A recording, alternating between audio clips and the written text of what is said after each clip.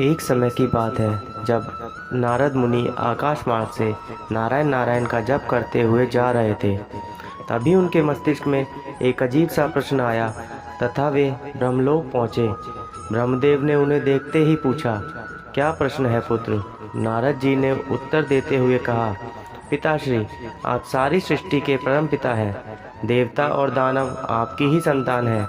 भक्ति और ज्ञान में देवता श्रेष्ठ है तो शक्ति तथा आचरण में दानव श्रेष्ठ है। परंतु मैं इसी प्रश्न में उलझा हुआ हूँ कि इन दोनों में कौन अधिक श्रेष्ठ है। और आपने देवों को स्वर्ग और दानवों को पाताल लोक में जगह दी, ऐसा क्यों? इन्हीं प्रश्नों का उत्तर जानने के लिए मैं आपकी शरण में आया हूँ। नारद जी का प्रश्न सुनकर ब्रह्मदेव बोले, नारद, इस प्रश्न का उत्तर देना तो कठिन है और इसका उत्तर मैं नहीं दे पाऊंगा, क्योंकि देव और दानव दोनों ही मेरे पुत्र हैं। अपने ही दो पुत्रों की तुलना अपने ही मुख से करना उचित नहीं होगा। लेकिन फिर भी तुम्हारे प्रश्न का उत्तर ढूंढने में भगवान शिव तुम्हारी मदद अवश्य करेंगे। ब्रह्मदेव से आज्ञा लेकर नारद मुनि महादेव शिव जी के पास गए तथा उनके सामने अपनी समस्या रखी। महादेव जी नारद मुनि को देखकर मुस्कुराए तथा उन्हें आदेश दिया कि तुम देव और दानवों के लिए एक भोज का आयोजन करके सभी को निमंत्रण भेजो। महादेव शिव के आदेश अनुसार नारद मुनि ने वैसा ही किया। अगले दिन नारद मुनि के साथ महादेव शिव भी देवताओं और दानवों का अतिथि सत्कार करने के लिए उनके आश्रम में पधारे। दानव नारद मुनि के आश्रम में भोजन का आनंद लेने के लिए पहले पहुँचे और उन्होंने पहले पहुँचने के कारण भोजन की पहली शुरुआत खुद से करने के लिए भगवान शिव से आग्रह किया।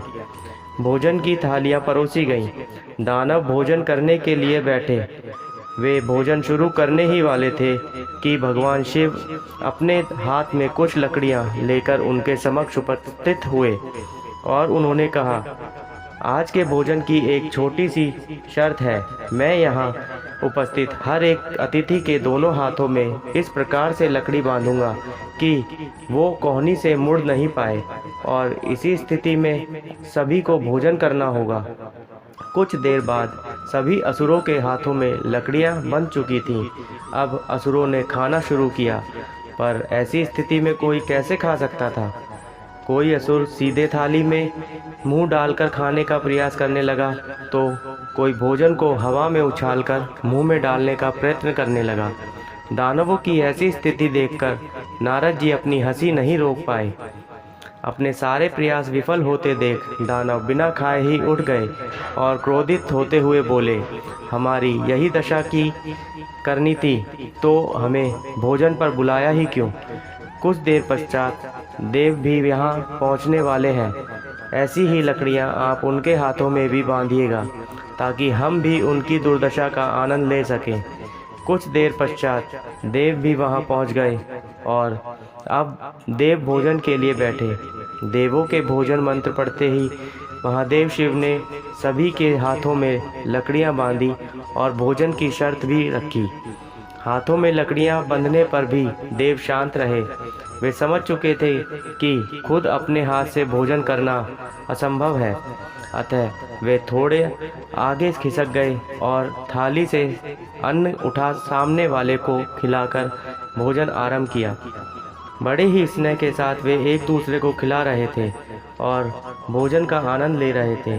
उन्होंने भोजन का भरपूर स्वाद लिया, साथ ही दूसरों के प्रति अपना स्नेह और सम्मान जाहिर किया। यह कल्पना हमें क्यों नहीं सूझी। इसी विचार के साथ दानव बहुत दुखी होने लगे। नारद जी यह देखकर मुस्कुरा रहे थे।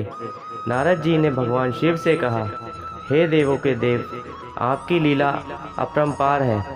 युक्ति, शक्ति और सामर्थ्य का उपयोग स्वार्थ हेतु करने की अपेक्षा परमार्थ के लिए करने वाले का जीवन ही श्रेष्ठ होता है। दूसरों की भलाई में ही अपनी भलाई है, यह आपने सप्रमाण दिखा दिया और मुझे अपने प्रश्नों का उत्तर मिल गया।